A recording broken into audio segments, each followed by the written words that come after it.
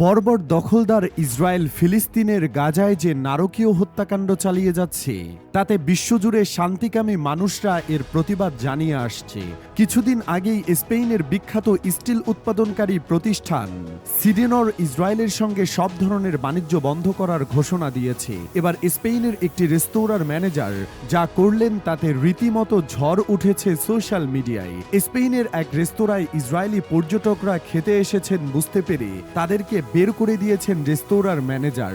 এই ভিডিওটি সামাজিক যোগাযোগ মাধ্যমে ভাইরাল হয়ে গেছে, যা ঘিরে শুরু হয়েছে তীব্র বিতর্ক। বুধবার ভাইরাল হওয়া ভিডিওটি প্রথম নজরে আসে, পরে এটি তুলে ধরে টাইমস অব ইসরায়েল। ভিডিওতে দেখা যায় স্পেনের একটি নাম না জানা রেস্তোরাঁয় একদল পর্যটক খেতে এসেছিলেন।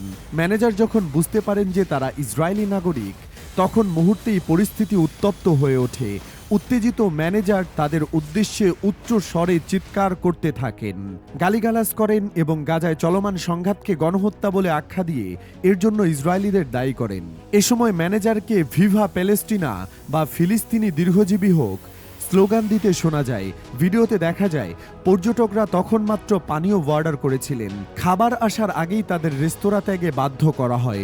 ঘটনাটি ঠিক স্পেনের কোন শহরে ঘটেছে তা নিয়ে বিতর্ক রয়েছে।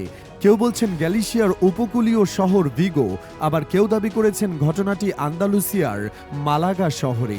ভিডিওটি সামনে আসতেই বিষয়টি ঘিরে সামাজিক মাধ্যমে মিশ্র প্রতিক্রিয়া দেখা গেছে।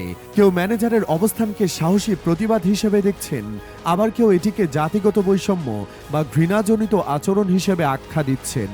এখন পর্যন্ত রেস্তোরাঁর নাম বা ম্যানেজারের পরিচয় নিশ্চিতভাবে জানা যায়নি, তবে ভিডিওর সত্যতা যাচাই এবং ঘটনাটির পরবর্তী আইনি বা সামাজিক প্রতিক্রিয়া নিয়ে নানা মহলে আলোচনা চলছে। 2023 সালের অক্টোবর থেকে ইসরায়েলের অব্যাহত হামলায় প্রাণ হারানো ফিলিস্তিনের সংখ্যা প্রায় 57,600 জনে পৌঁছেছে।